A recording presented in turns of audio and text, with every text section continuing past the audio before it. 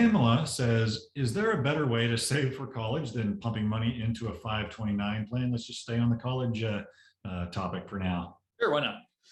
All right. Yeah, because a lot of my clients, they want to not only leave something behind for their kids, but they want to help out the grandkids too. Maybe and sometimes even more. Right. So I would say this. So first off, the 529 plan, you put money in that, any growth inside of it grows tax deferred. And as long as you take out that money to pay for school, whether it's like tuition, right?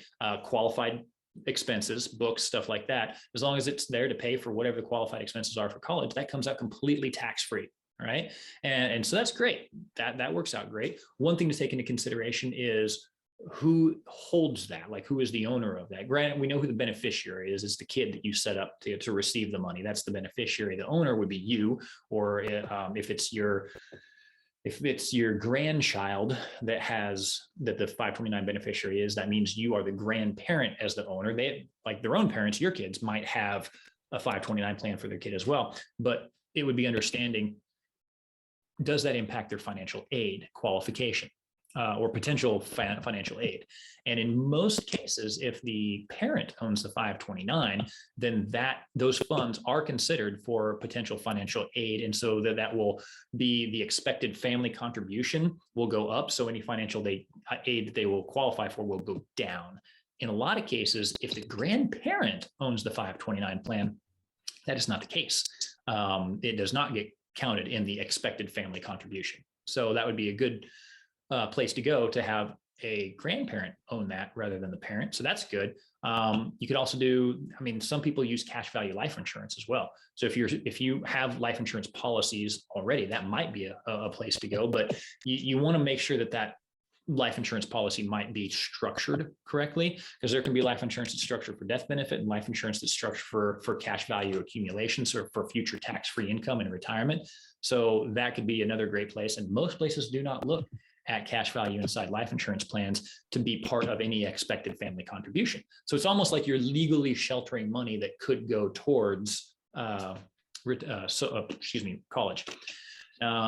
So I would say that. Oh, and also, so it used to be, and it actually kind of still is, but you used to not be able to, like, say you didn't run through all the money. Your kid doesn't need all the money or doesn't go to college, whatever. Yes, you can change beneficiaries, but say you run out of grandkids, I don't know, or you run out of kids, and you would like to have access to that money for your own retirement.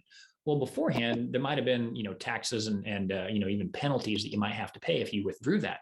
There is a bill in right now, and I'll link to this article right here. This came out just like couple of weeks ago, actually. It is, what is it, bill?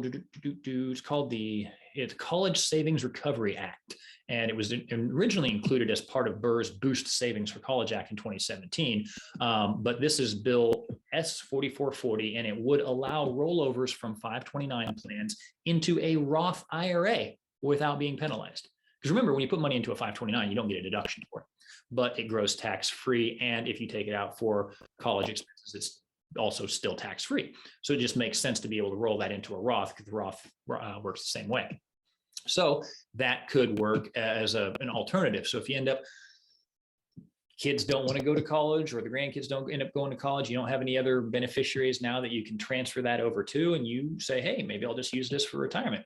That could be, if this ends up going through, that could be an option for you. And I think that's a pretty dang good option, because I know several people that have had 529s that have ran into that exact same issue that I just described, and they're really not able to do anything with it without having to pay either a tax or a penalty by pulling that money out. So that's pretty cool. I am definitely in favor of that bill. Yeah, that'd be a good amendment there.